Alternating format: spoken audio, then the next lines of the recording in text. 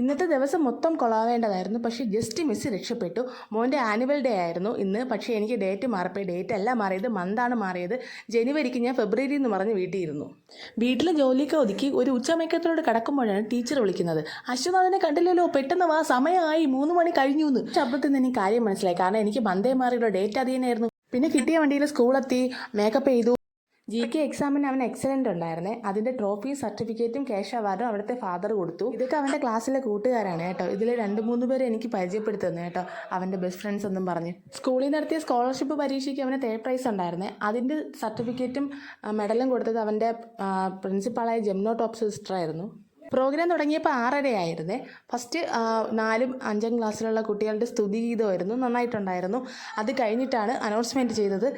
5ാമത്തെ dance ആയിരുന്നു കേട്ടോ അവൻ്റേത്.